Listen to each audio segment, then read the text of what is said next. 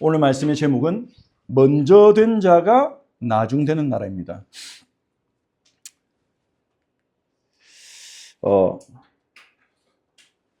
제자들이 망상에 빠져 있었죠. 오늘 본문에서 예수님은요, 지금 예루살렘으로 올라가는 길 위에 서 계십니다. 갈릴리 지역에서 사역을 하시다가 이제 마지막 십자가 지러 가는 여정 중에 있으신 거예요. 예루살렘으로 예수님이 올라가시면 지리적으로는 남쪽으로 가는데 예루살렘으로 올라가는 길은 산길이었기 때문에 성경은 올라가려 하신다 이렇게 표현합니다. 12 제자를 따로 데리시고 길에서 제자들에게 세 번째로 자신이 당할 고난과 죽음, 부활에 대해서 말씀하십니다. 이번 세 번째 순환 예고는요, 앞선 두 번의 예고보다 훨씬 구체적이고 잔인할 만큼 실제적입니다. 예수님은요, 18절에 보시다시피 보라 우리가 예루살렘으로 올라가노니 인자는 예수님을 말하는 호칭이죠. 대제사장들과 서기관들에게 넘겨짐에 그들이 죽이기로 결의하고 예수님에게 사형 선고를 내린다는 거예요. 유대인의 최고 법정인 공회에서 신성모독이라는 무시무시한 죄명으로 예수님께 사형 선고를 내릴 것을 예수님이 정확하게 내다보신 것입니다. 이 말씀은요, 훗날 마태복음 26장 57절에서 66절에 그대로 이루어집니다. 66절에 보시면요, 대제사장이 사형이로다 옷을 찢으면서요, 예수님이 자신이 하나님의 아들이라고 주장하시니까 사형이로다. 그뿐만이 아닙니다. 19절에 보시면요, 이방인들에게 넘겨주어 그렇게 돼 있죠. 왜냐하면 유대인들에게는 사형 집행권이 없어요. 당시 이스라엘 독립국가가 아니라 로마의 속주였기 때문에 사형 집행권이 없었습니다. 그래서 대제사장들과 공회원들은요, 예수님을 이 유대 지역을 다스리는 총독 본디오 빌라도에게 예수님을 넘긴 겁니다. 근데 신성모독이라는 죄명으로는 예수님을 사형시키기가 어렵다 판단했기 때문에 반역이라는 죄목을 뒤집어 씌웁니다. 로마 황제를 거부하고 자신이 왕이라고 잠칭한다, 이렇게 예수님을 본디오 빌라도에게 고발한 거죠. 예수님은 그것조차도 다 예고하고 계신 거예요. 내가 이방인들에게 넘겨져서 그들에게 조롱당하고 채찍질을 당하고 십자가에 못 박히게 될 것이나 제3일에 살아나리라. 이 끔찍하고 영광스러운 예언 역시도요, 마태복음 27장 8장에 그대로 이루어졌습니다. 자, 그런데 여러분, 이 예수님의 순환 예고를 들은 제자들의 반응이 좀 이상해요. 여러분 혹시 기억나십니까? 예수님이 첫 번째로 제자들에게 언제 내가 고난을 당하고 죽고 부활하리라 언제 얘기하셨는지 혹시 기억나십니까? 마태복음 16장에 나옵니다. 베드로가 주는 그리스도시요 살아계신 하나님의 아들이십니다. 그러니까 예수님이 베드로에게 바요나 시몬아 네가 복이 있구나 이러면서 축복하시죠. 그 후에 바로 예수님은요, 첫 번째 순환 예고를 하셨어요. 왜냐하면 제자들이 예수님이 그리스도라는 것을 깨달은 그 순간에 그리스도가 무슨 일을 할지를 알려주신 거죠. 근데 그때 베드로의 반응이 어땠습니까?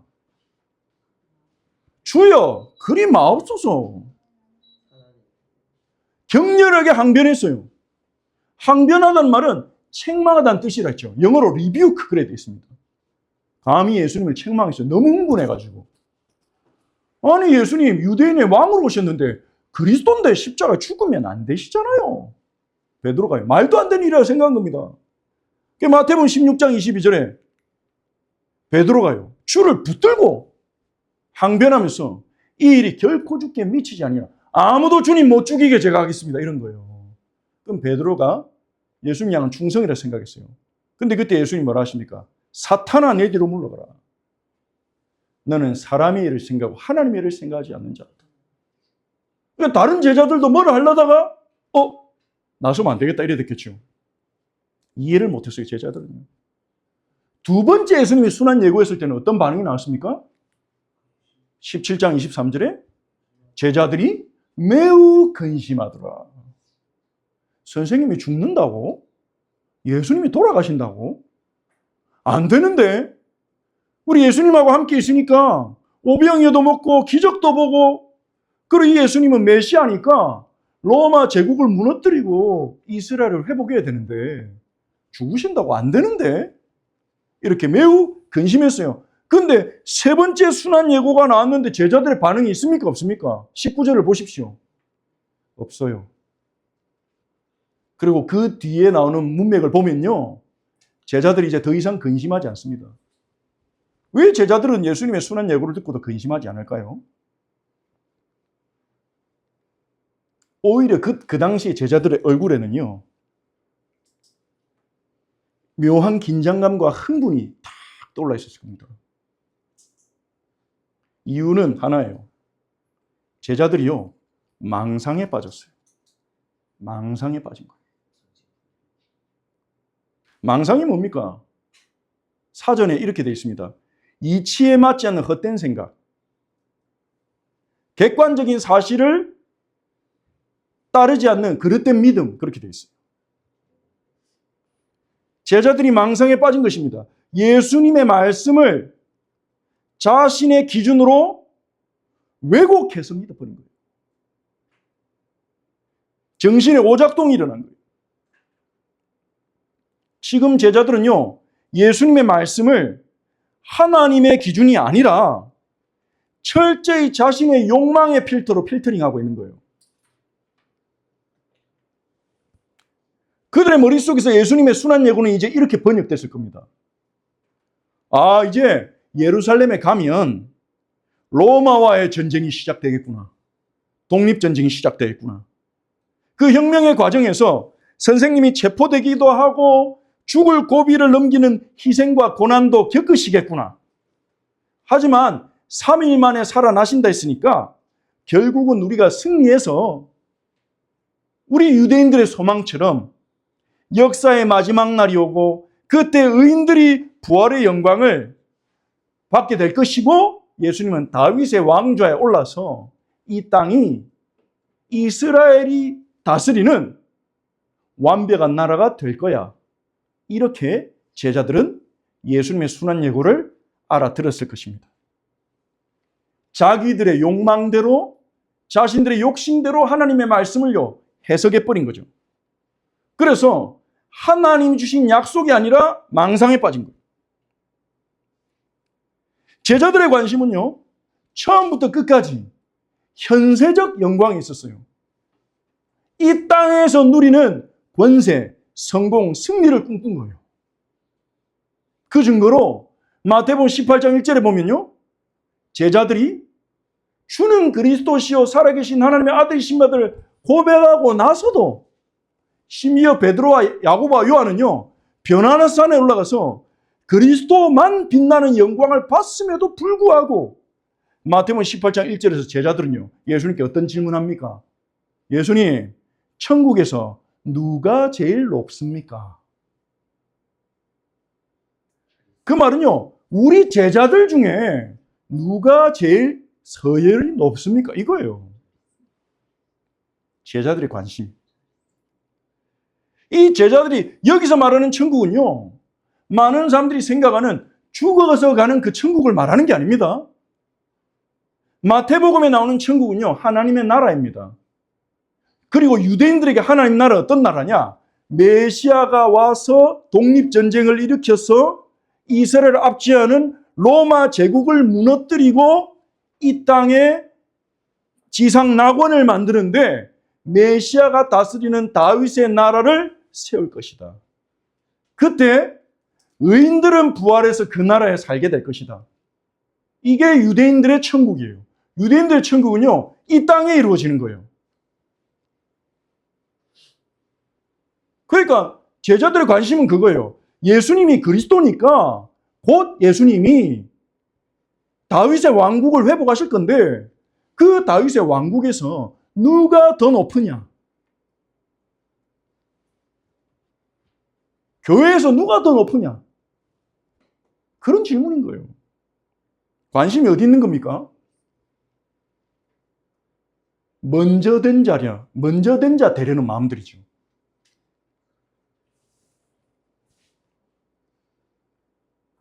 마태복음 19장에서는요, 27절에서는요, 베드로가 또 예수님께 한 질문입니다. 부자가 천국에 들어가기 어렵다. 낙타가 바늘기에 들어간 것처럼 불가능하다. 이렇게 예수님 말씀하셨을 때 제자들이 그 말씀 딱 듣고 있다가 예수님께 뭐라고 합니까? 예수님, 우리는 모든 것을 버리고 예수님 따랐잖아요. 그물도 내려놓고 배도 버려놓고 가족들도 놔두고 예수님 따라갔으니 우리가 무엇을 얻을까요? 이 질문에 담긴 제자들의 생각은 무엇입니까? 자신들의 공로에 대한 보상을 요구하는 거예요. 내가 얼마나 우리가 주님께 헌신했습니까? 주님 어떤 보상을 주실 것입니까? 예수님이 계속 말씀하셨죠. 예수님 계속 말씀하셨죠. 제자들에게 천국에서 큰 자는 어린아이처럼 어린아이 같은 사람이 천국에서 큰 자다. 자기를 낮추는 자, 자신은 의가 없다고 인정하는 자, 자기는 구원받을 자격이 없다고 인정하는 자, 하나님만 의존하는 자, 어린아이들이 부모 손잡고 따라다니듯이 나는 의로워질 수 없습니다. 나는 하나님 뜻대로 살 수 없습니다를 인정하고 하나님의 손을 날마다 붙잡는 자, 그 사람이 천국에서 큰 자야. 하나님께 더 많이 항복하는 자가 하나님 나라에서 더 큰 자야. 예수님이 그렇게 가르치셨음에도 불구하고요. 먼저 된 자가 나중되고 나중된 자가 먼저 되리라. 이 말씀하시고 예수님이요. 지난주 우리가 말씀을 봤던 포도원 품꾼 비유까지 제자들에게 알려주셨음에도 불구하고요. 제자들의 귀에는요. 은혜로 움직이는, 공로가 아니라 은혜로 움직이는 하나님 나라의 원리가 전혀 들어오지 않았던 거죠. 오히려 우리가 지난주에 봤던 말씀, 마태복음 19장 28절, 지지난주에 봤죠. 제자들이 우리가 주님 따랐는데 주님 뭘 주십니까? 했을 때 예수님 약속했잖아요. 내가 진실로 너에게 이르노니 세상이 새롭게 되어 인자가 자기 영광의 보좌에 앉을 때에 나를 따르는 너희들도 12 보좌에 앉아 12지파를 심판하리라. 이건요. 지금 이 땅이 아니라 앞으로 오게 될 세상에서 제자들이 받을 축복이죠. 예수님 말씀하신 것은 나중에 예수님이 재림주로 오고 새로운 새하늘과 새 땅이 이 땅에 이루어질 때 그때 예수님의 제자들은 예수 그리스도와 함께 어마어마한 영광에 참여하게 될 것이라는 약속인데 유대인들은 예수님 제자들은 이 말을 어떻게 알아들었을까요? 지금 와 이제 곧 다윗의 나라가 이루어질 텐데 예수님이 로마를 무찌르고 다윗의 왕국을 이루면 우리도 그 영광에 보자 하는 거구나. 우리의 출세가 보장됐구나. 정치적 영광, 세속적 영광이 자기들에게 다가온 것으로 그렇게 알아들었을 것입니다. 이 말만 딱 알아들은 거예요. 선택적 집중이란 말이죠. 선택적. 자기 듣고 싶은 것만 듣는 거예요. 전체적인 맥락을 모르고. 그게 망상입니다. 여러분 잘 들으셔야 됩니다. 오늘 말씀은요. 이게 남의 얘기가 아닙니다. 이게. 예수님이 정말로 말씀하시는 게 제자들이 깨닫지 못하고요. 자기들이 듣고 싶은 것만 듣다 보니까 망상에 빠진 거예요. 주님하고 안 통하는 거예요, 뭐가. 그러니까 이 말씀을 듣고 나서 제자들이 얼마나 흥분했겠습니까? 막 심장이 두근두근 거렸겠죠. 막. 우리가 예수님 따라간 게 헛되지 않아. 이제 좀 있으면 이제 갈릴리에서 우리가 그 고생하고 배 버리고 마태는 내가 세리 직업도 그만두고 내가 따랐는데 와 이게 예수님 따라간 보상을 이제 드디어 받겠구나. 이렇게 제자들은 두근두근했을 거예요. 그러니 예루살렘으로 가는 길에서 예수님이 고난당하고 죽고 3일 만에 부활하리라. 이게 어떤 버전으로 들렸겠습니까? 이제 그날이구나. 이제 그 영광이 코앞에 왔구나. D-Day가 다가왔다는 기대감으로 딱 차버린 거예요. 물론 D-Day는 D-Day입니다. 제자들이 꿈꾸는 D-Day와 예수님이 생각한 D-Day가 달랐을 뿐이죠. 예수님은 우리 인류의 모든 죄를 짊어지고 죽으려고 십자가로 가시는데 제자들의 마음속엔요, 욕망이 이렇게 올라오는 거예요. 스물스물 올라오는 거예요. 이제 곧 정권이 바뀐다. 제자들의 마음에는 이제 다른 게 이제 생겨나는 거죠. 어떤 마음이 생겨나겠습니까? 12 보좌 중에서 누가 예수님께 더 가까운 자리를 차지할 것인가? 거기에 대한 관심과 생각들이 생기기 시작한 겁니다. 그게 오늘 본문의 20절부터 나오는 내용의 맥락입니다. 20절, 21절 한번 다시 봅시다. 그때는 어떤 때입니까? 예수님이 세 번째 순환 예고를 하신, 하나님의 아들이 이 땅에 왜 오셨는지 그 본질을 말하는 그 말씀을 들은 그때에, 복음의 정수 중에 정수를 들은 그때에 세베대 아들의 어머니가, 세베대 아들들이 누굽니까? 예수님의 12 제자 중에 야고보와 요한 형제입니다. 그 둘의 어머니, 이 어머니도 예수님의 제자였어요. 예수님 따라다니면서 대접도 하고 재정 후원도 하는 예수님의 제자였습니다. 어머니도요. 그 어머니가 아들 둘의 손을 잡고 예수님 앞으로 나옵니다. 그리고 예수님 앞에 절을 하면서 예수님께 청탁을 하는데, 무슨 청탁을 합니까? 예수님 뭘 원하느냐 하시니까, 주여 이 두 아들을 주의 나라에서, 이 주의 나라는 어디입니까? 곧 이루어질, 이 땅에 이루어질 다윗의 왕국, 메시아의 왕국, 거기서 하나는 주의 오른쪽에, 하나는 주의 왼쪽에 앉게 명하소서. 이들이 다 예수님을 믿는 사람이라는 걸 기억하십시오. 예수님 믿고 희생하고 헌신하고 따라간 사람들이라는 걸 기억하셔야 됩니다. 예수님의 최측근이 되게 해달라는 거예요. 순발력 있죠. 순발력 있는 사람들이 있습니다. 이렇게 빨리 남보다.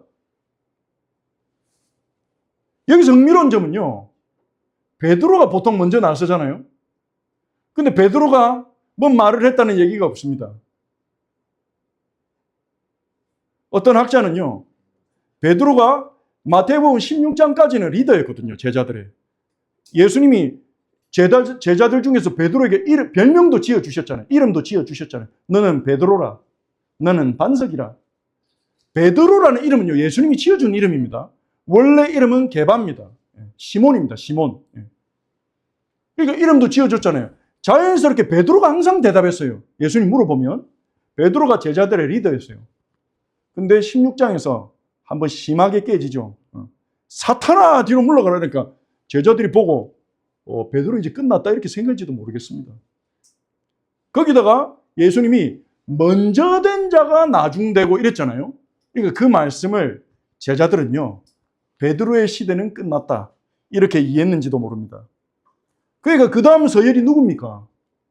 항상 예수님이 중요한 자리마다 데리고 가신 3명의 제자가 있었죠. 베드로, 야고보, 요한입니다. 세베대 아들 형제예요. 그러니까 이 둘이 이제는 우리가 나설 때가 됐어 이렇게 생각했는지 모릅니다. 그래서 어머니도 그것을 눈치채고 저거들이 나서야 되는데 안 나서니까 엄마가 답답해가지고 내가 나서야 되겠다 이래서 아들 손을 잡고 나간지 모르겠습니다. 여기도 막 치맛바람이 막 불었죠. 어머니도 그렇고 세베대 아들들도 그렇고요. 먼저 된 자가 되기를 원했어요. 먼저 된 자 되기를 원했어요. 앞서가기를 원했어요. 그러자 예수님이 22절에 물어보십니다. 너희는 너희가 구하는 것을 알지 못하는도다. 내가 마시는 잔을 너희가 마실 수 있느냐? 예수님은 그들이 뭘 원하는지 아셨어요. 왜 모르시십니까? 사람의 마음과 생각을 다 아시는데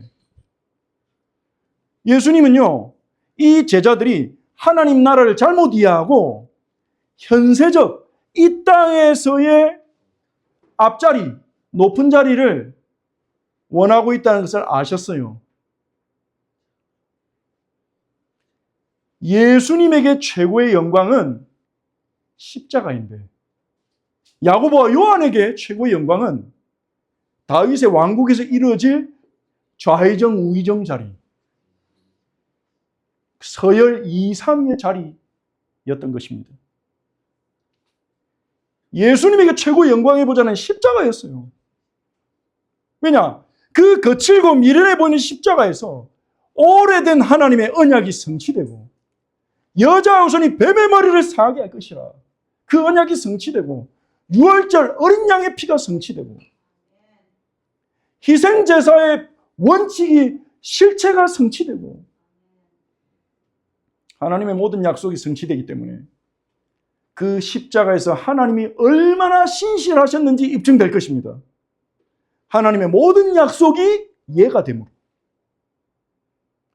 그리고 십자가에서 예수님은요, 다른 자리가 아닌 다른 보좌에서가 아니라 그 지독한 십자가에서 피가 철철 흐르는 십자가에서 우리를 위한 대속과 우리를 의롭게 하기 위한 대리 순종을 통해서 자기의 백성을 구원하실 것입니다. 십자가는 구원의 자리예요.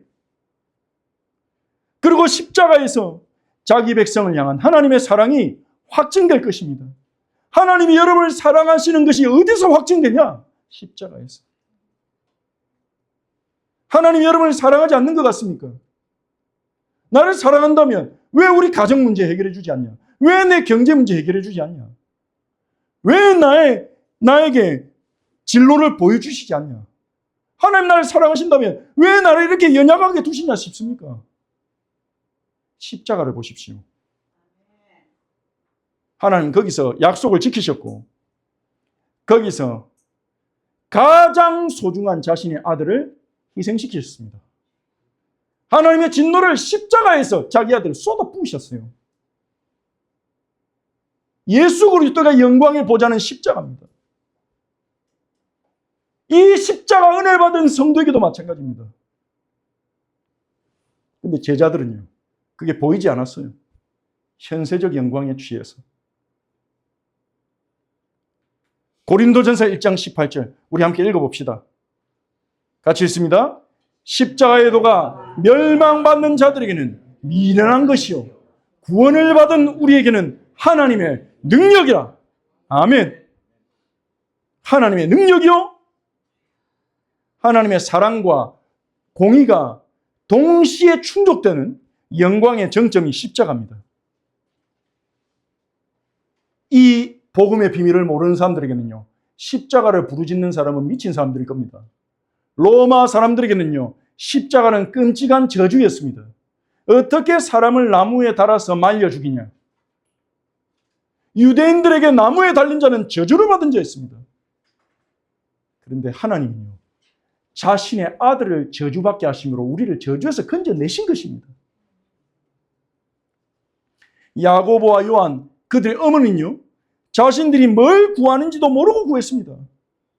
하지만 예수님이 마시려는 잔은요, 구약 성경에 여러 곳에서 은유로 나오듯이 하나님의 진노가 담긴 잔입니다.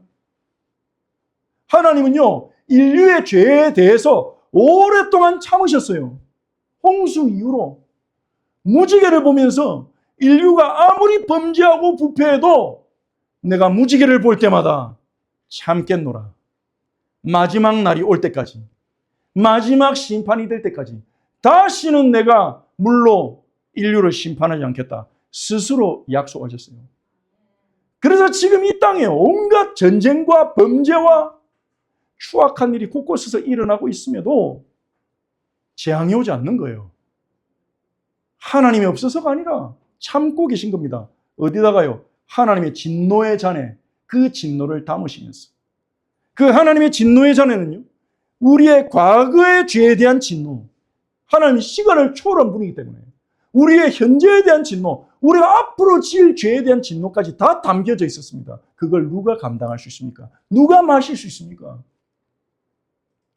하나님이신 신성을 가지신 예수 외에는요, 그 진노를 다 감당하실 수가 없는 거예요. 그래서 예수님은 그 아버지의 진노의 잔을 자신이 대신 마시려고 자기 백성을 구속하기 위해서 이 땅에 오신 것입니다. 그런데 제자들은요, 그 잔이 뭔지도 모르면서 당당하게 자신감 있게 우리도 마실 수 있습니다. 이 제자들은요, 아마도 주님이 마신다는 그 잔을요, 고난으로는 이해했을 것입니다. 그런데 영광의 보좌를 얻기 위한 고난 정도로 생각했을 거예요. 세상 살아가는 사람들은요, 높은 자리에 올라가려면 그만큼 고생해야 된다. 성공하려면 그만큼 노력해야 된다. 누구나 다 알고 있지 않습니까? 그건 세상의 법칙이잖아요. 왕관을 쓰려면 면류관의 무게를 감당해야 된다. 그런 말도 있지 않습니까? 제자들도 그런 의미로 예수님이 마시는 잔을 생각했을 것입니다. 하지만 그때 예수님 말씀하시죠. 23절에 너희가 과연 내 잔을 마시려니와 야고와 요한에게 맞다. 너희도 내 잔을 마실 거예요. 그들이 마실 잔은요, 예수님의 십자가에 동참하는 고난이었습니다. 예수님 말씀대로 야고보는요, 사도행전 12장에 사도들 중에 최초로 순교했어요.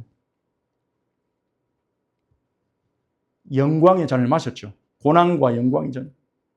요한은요, 순교하지는 않았지만 순교적 삶을 가장 오랫동안 살면서 요한복음과 요한서신과 요한계시록을 남기기 위해서 순교적 삶을 오랫동안 살다가 주님의 부르심을 받았습니다.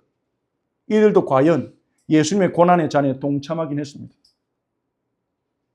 하지만 예수님은요, 내 좌우편에 앉는 것은 내가 주는 것이 아니라 내 아버지께서 누구를 위하여 예비하셨든지 그들이 얻을 것이니라. 이 말은 예수님의 좌우편에 서열 2, 3위의 자리가 있다는 말일까요? 예수님의 좌우편에 앉은 사람이 누굽니까? 예수님의 영광의 보좌가 십자가라면 예수님이 십자가에 달리실 때 좌우편에 있었던 사람은 누굽니까? 강도들이죠. 강도들. 그 중에 한 사람은 회개했고 한 사람은 끝까지 예수님을 비난하고 조롱했죠. 제자들은 상상도 못했을 것입니다. 예수님이 정말 십자가에 달리실 줄은. 그 십자가에 자신들이 아니라 강도들이 달릴 줄은 상상을 못했을 거예요. 만약에 그런 의미라는 걸 알았다면 세베대 어머니가 요청했겠어요? 우리 아들 십자가에 예수님과 함께 못 박히게 해주세요 했겠어요? 상상도 못한 거예요. 망상에 빠졌어요. 이 두 제자의 청탁을 본 나머지 제자의 반응 24절 10제자가 듣고 그 두 형제에 대하여 분이 여기거늘 이 10명의 베드로가 들어가 있는 거죠. 나머지 10명이니까 베드로와 나머지 9제자는요 이를 갈았어요. 화를 냈어요. 왜 화를 냅니까? 지금 예수님이 얼마나 지금 숭고한 우리를 위한 구원을 얘기하시는데 저딴 인간적인 동기를 가지고 방해를 내 이런 분노였겠어요? 네. 아니죠. 네. 그들도 망상에 빠져 있었어요.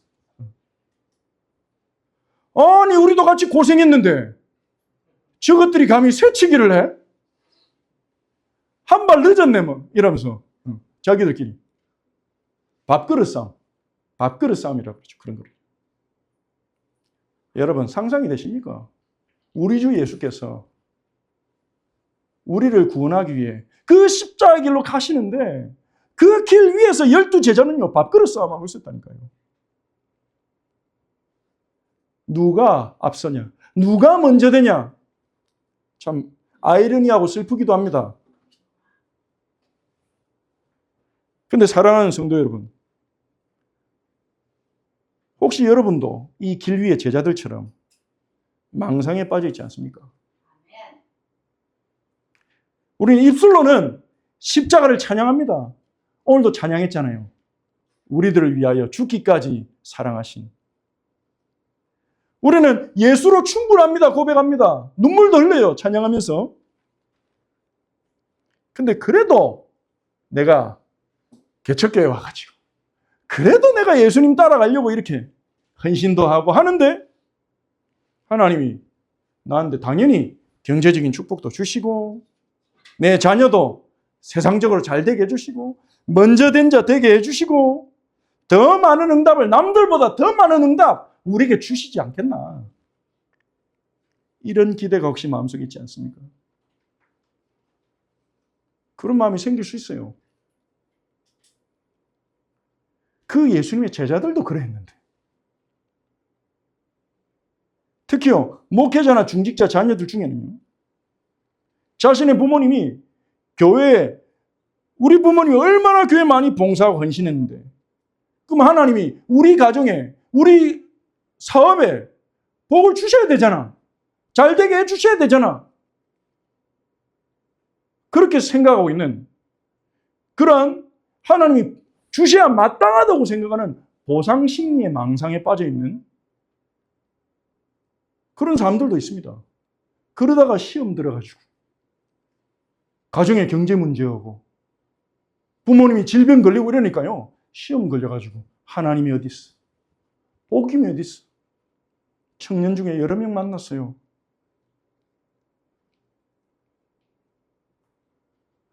그러다 하나님 원망하면서 신앙생활도 안 하는 겁니다. 망상, 죄송하지만. 예수님은요, 잠시 있다 사라질 이 땅의 성공이나 이 땅의 돈이나 이 땅의 명예를 우리에게 주기 위해서가 아니라 영원한 생명, 이 세상을 창조하고 다스리시는 하나님을 알고 그 하나님과 동행하고 그 하나님을 누리는 최고의 복을 주시려고요. 가장 먼저 되신 분이 가장 나중 되셨어요. 예수님이 우리에게 주려는 건 따로 있다는 겁니다. 아, 그러면 신앙생활 하는 사람은 하나님이 경제 필요도 안 줍니까? 자녀가 잘 되도록 안 도와주십니까? 그 말이 아니라요. 하나님이 자녀들에게 필요한 것을 주시는 것은 당연한 일 아니겠습니까? 그게 기준도 아니고 목적도 아니고 목표도 아니라는 거예요. 예수님이 우리에게 주시려고 하는 것은 이 땅에서 줄 수 없는 것, 하늘에 속한 모든 신령한 복, 주 예수 그리스도를 알아가는 최고의 복입니다. 그런데 우리도 제자들처럼요. 교회 다니면서 신앙생활하면서 망상에 빠져서 말씀에 집중하는 것도, 기도하는 것도, 새벽 기도하는 것도, 전도하는 것도 이 땅에서 영광을 얻기 위한 도구로서 할 수 있다는 겁니다. 그리고 그게 망상이라는 겁니다. 예수는 그걸 주러 오시지 않았거든요. 그런 거는요, 십자가 안 지셔도 주실 수 있습니다. 하나님이요. 불신자인데도, 믿지 않는 자들에도 주시는데, 주실 수 있습니다. 그런데 우리가요, 이 교회 공동체에 모여서 누가 더 복을 많이 받냐, 누가 더 많이 쓰임받냐, 누가 더 영광을 받냐, 이거 가지고 똑같이 했는데 왜 저 사람은 칭찬을 많이 듣고 왜 저 사람은 사람이 알아주고 나는 안 알아주고, 이렇게 하면서 현세적 영광을 가지고 서로 시기하고 질투하고 눌리고 낙심하고 그런다면 이 예루살렘 길 위에 서 있는 제자들과 우리가 다를 바가 없다는 거죠. 예수님이 세우시는 나라, 천국은요, 먼저 된 자가 나중 되는 나라입니다. 오늘 말씀의 제목처럼요. 하나님 나라는 세상 나라와 달라요. 세상의 법칙은 단순하지 않습니까? 힘 있는 사람들이 자신보다 밑에 있는 사람들을 주관하고 억누르고 종처럼 부립니다. 문제는요, 우리가 세상에 살면서 이러한 무한 경쟁, 먼저 되려는 무한 경쟁, 앞서가려는 무한 경쟁에 자극을 받아가지고 교회에 와서도 그 망상을 가지고 하나님의 말씀을 들을 수 있다는 거예요. 그러면요, 심지어 주님과의 관계조차 동원해서 남들보다 먼저든지 앞선 자 되려고 그렇게 영광을 누리려고 하게 되는 것입니다. 그래서 예수님이요, 제자들 불러가지고 얘들아, 이방인의 집권자들, 황제, 총독 이런 사람들이 자기 밑에 있는 사람을 임의로 자기 마음대로 명령도 시키고 권세를 가지고 밑에 있는 사람 부리는 줄 너희가 알지. 너희가 얻고 싶은 거 그거지. 너희 마음에 원하는 거 그거지. 하지만 26절, 27절 예수님 말씀하십니다. 너희 중에는 그렇지 않아야 하나니 너희 중에서 누구든지 크고자 하는 자는 너희를 섬기는 자가 되고 너희 중에 누구든지 으뜸이 되고자 하는 자는 너희의 종이 되어야 하리라. 여기서 섬기는 자는요, 헬라어로 디아코노스입니다. 디아코노스. 이 디아코노스를요, 어원으로 분석해 보면 디아는 뭐를 통해서입니다. 디아는 뭐를 통해서, 코노스는요, 먼지입니다. 그럼 그 뜻을 직역하면 먼지를 통해서 이런 말이 되죠. 디아코노스는 무슨 뜻이냐? 먼지가 날릴 정도로 날쌔게 사람들을 섬기는 사람을 말하는 겁니다. 먼지가 날 정도로 뛰어다니면서 섬기는 사람. 고대 그리스 사회에서 디아코노스는요, 식사 시중을 드는 하인이었어요. 그러니까 주인이 식사 제때 딱 할 수 있도록 먼지 나도록 뛰어다니는 거예요. 눈치 딱 보고 있다가 밥이 좀 떨어져 간다. 그럼 밥 갖다 놓고, 고기가 떨어진다. 뛰어가 고기 갖다 놓고, 주인이 고기 더 가져와 이러면 늦은 겁니다. 그게 디아코노스예요. 너희 중에 하나님 나라에서, 교회에서 너희가 크고자 하냐? 그럼 디아코노스가 되라. 세상과 거꾸로입니다. 역전입니다.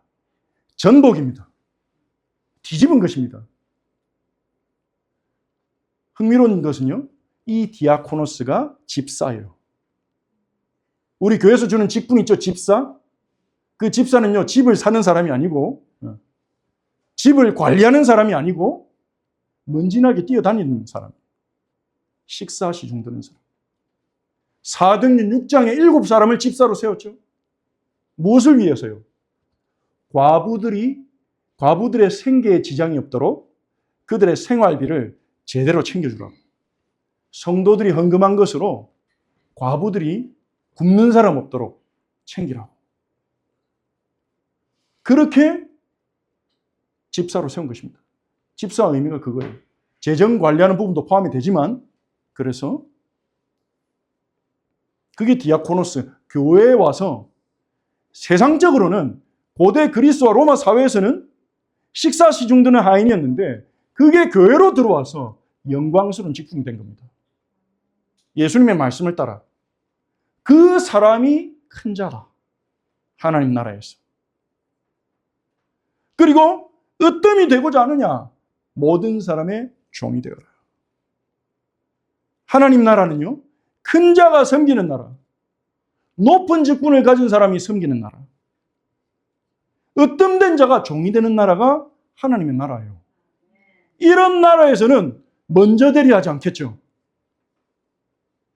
이런 나라에서는 사람들이요, 먼저 되기 위해, 남들보다 앞서기 위해, 더 높은 직분을 얻기 위해 몸부림치지 않을 것입니다. 더 섬기기 위해 서로 경쟁하겠죠. 그게 하나님의 나라입니다. 근데 그게 되겠습니까? 사람은 누구나 제자들처럼 먼저 되고 싶어하고 높아지고 싶어하고 대접받고 싶어하는데 그게 되겠습니까? 우리의 본성이 그것을 원하겠습니까?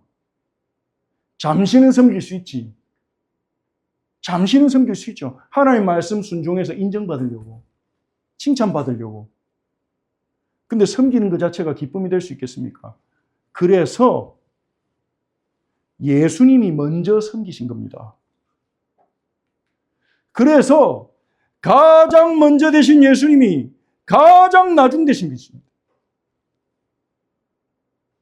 마태복음 20장 28절 우리 함께 읽어봅시다.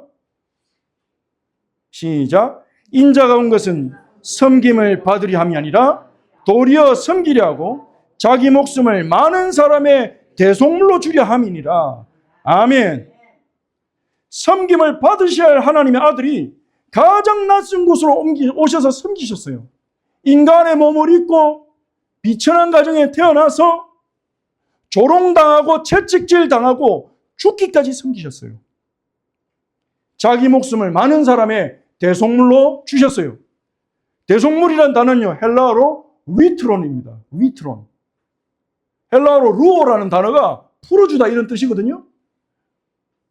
위트론이란 말은 해방 이런 뜻입니다.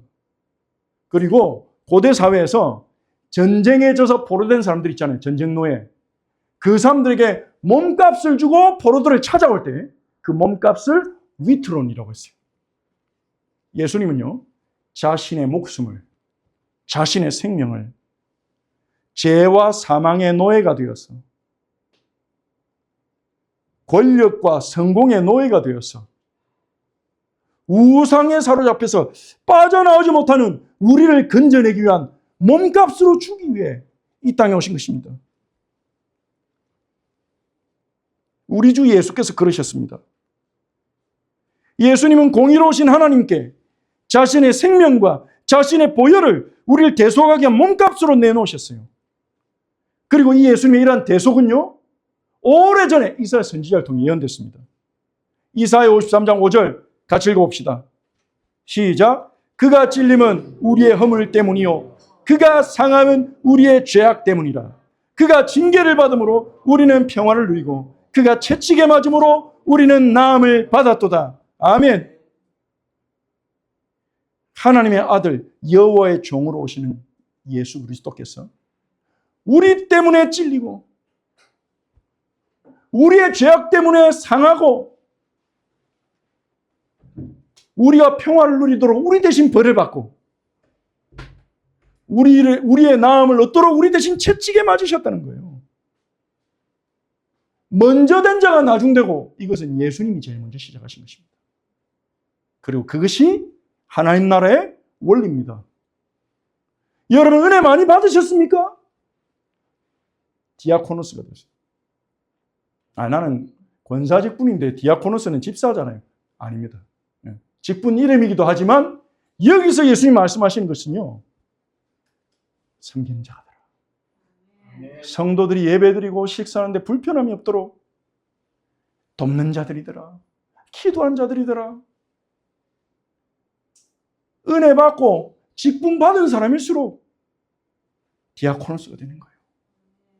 우리 주님이 그랬으니까. 그런 나라예요. 하나님 나라가 그런 나라예요.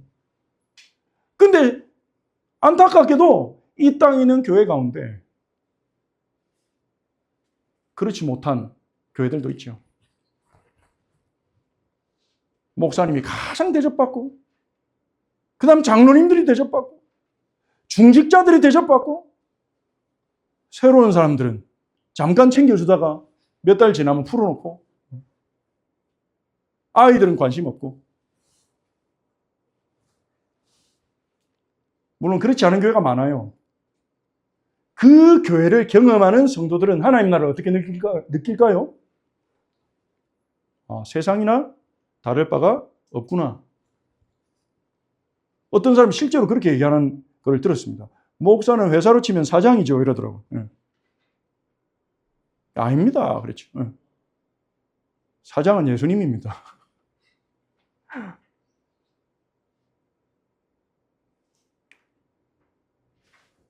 그러니까 교회 왔는데 천국이 뭔지 배우지도 못하고 느끼지도 못하는 거예요. 무슨 매력이 있겠습니까? 매력을 느낀다면 그거죠. 제자들처럼 교회 와가지고 망상에 빠져가지고 내가 신앙생활 이렇게 잘하면 하나님이 내 사업 잘 되게 해주고 우리 자녀들 잘 되게 해주고 내 건강도 지켜주고 아파도 증거 주고 그러시겠지. 그걸 위해서라면 나는 어떤 대가든 지불할 수 있어. 야고보와 요한이 주님 우리가 그 고난자 마실 수 있습니다 했던 것처럼 그것을 위해서라면 내가 헌금도 할 수 있고, 그것을 위해서라면 내가 헌신도 할 수 있고, 그것을 위해서라면 내가 전도도 할 수 있고, 뭐든지 할 수 있지 뭐. 그런 망상에 빠져서 신앙생활하는 사람들. 그를 통해서 예수님의 마음이, 하나님의 나라가 전달되지 못하는 거예요. 그럼 우리 교회는 어떻게 가야 되겠습니까? 대장 따라가야 됩니다. 주인 따라가야 됩니다. 머리 따라가야 됩니다. 가장 먼저 되신 예수님이 가장 낮은 자리에 오신 것처럼 우리도 낮은 자리로. 아직 은혜 못 받은 사람, 아직 복음 못 깨달은 사람들은 복음에 집중하고 은혜 받는 데 집중하고 은혜 받을 수 있도록, 하나님 사랑 느낄 수 있도록 은혜 받은 자들이 먼저 섬기는 거죠. 섬기다가 또 은혜 놓치면 안 됩니다. 그럼 또 그래서 은혜 받는 데 집중하면서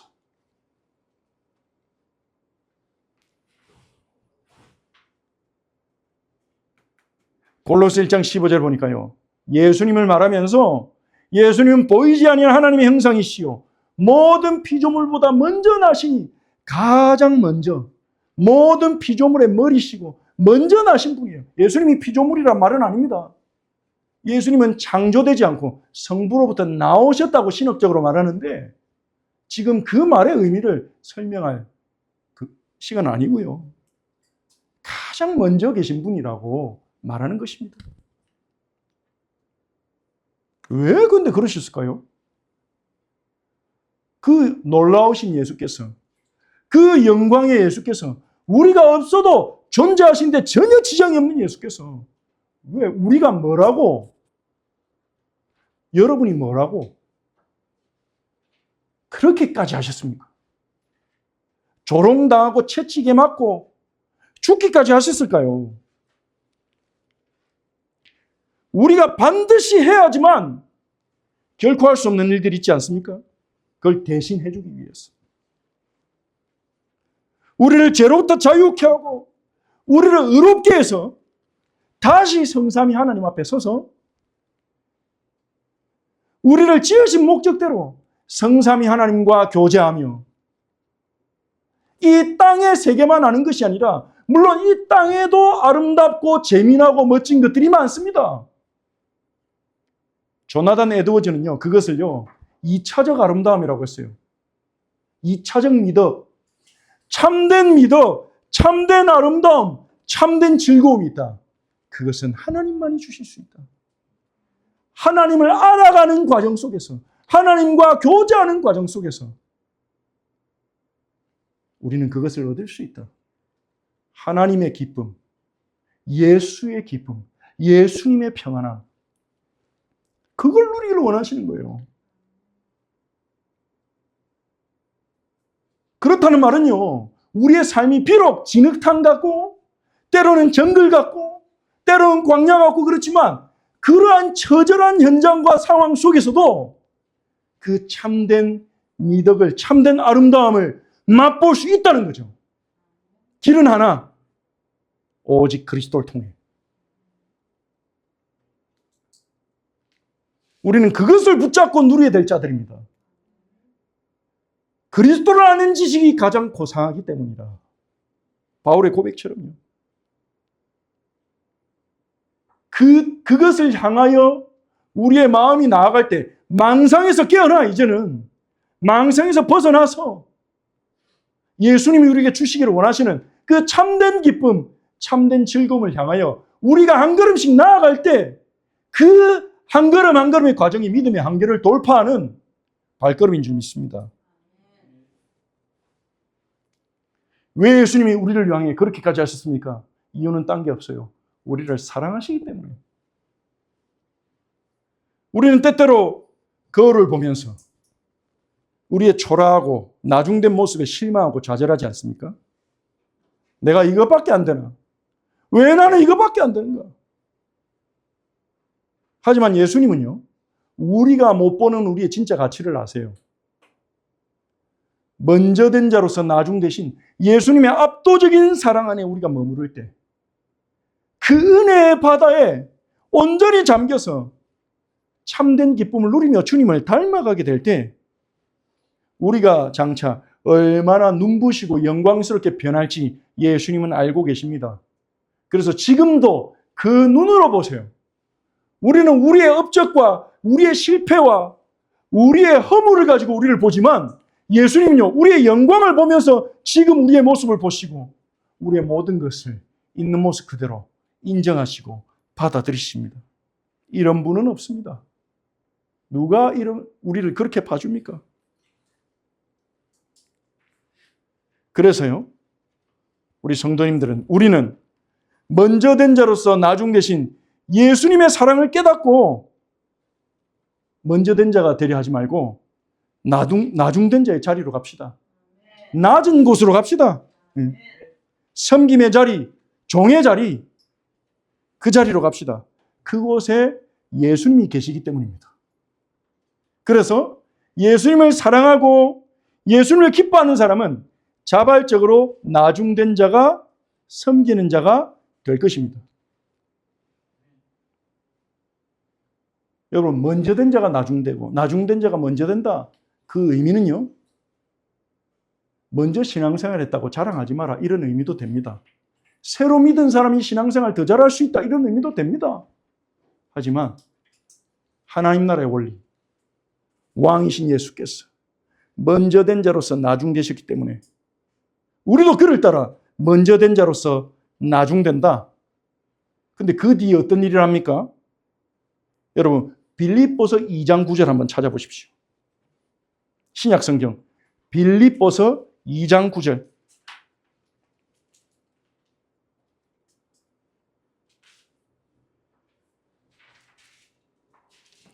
빌립보서 2장 9절.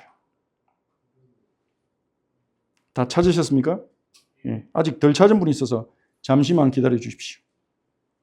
빌립보서 2장 7절에서 9절까지 다 찾으셨습니까? 우리 같이 합독합니다. 오히려 자기를 비워 종의 형체를 가지사 사람들과 같이 되셨고 사람의 모양으로 나타나사 자기를 낮추시고 죽기까지 복종하셨으니 곧 십자가에 죽으심이라. 이러므로 하나님이 그를 지극히 높여 모든 이름 위에 뛰어난 이름을 주사. 아멘. 먼저 된 자가 나중되면 나중된 우리를 주님이 먼저 되게 하십니다. 가장 먼저 되신 예수께서 우리를 구원하기 위해 가장 낮은 자리로 가셨을 때 하나님 아버지는 그를 지극히 높여 모든 이름 위에 뛰어난 이름을 주셨습니다. 그 사람을 쓰십니다. 큰 은혜와 큰 하나님신 상급을 가지고 종의 자리로 가는 그 사람을 하나님이 쓰십니다. 그 사람이 세상에 복음을 나타냅니다. 그 사람이 세상에 하나님 나라의 영향력을 나타낼 것입니다. 그러니 여러분은요, 두려워하지 말고 혼란스러워하지 말고 예수만 믿으십시오. 결론을 맺겠습니다. 하나님의 나라는 거꾸로 뒤집힌 나라입니다. 세상 나라와는 다릅니다. 이걸 알지 못하면 우리도 곧 망상에 빠질 수 있습니다. 그래서 여러분 기억하십시오. 먼저 되려 하는 자는 나중 될 것입니다. 남들보다 더 높아지려고 하고 더 힘 있는 자 되려고 하고 신앙생활도 그렇게 하는 사람은요, 응답도 받지 못하고 하나님과의 관계도 누리지 못해서 오히려 복음을 막는 자, 다른 사람의 신앙생활에 해를 끼치는 자가 될 것입니다.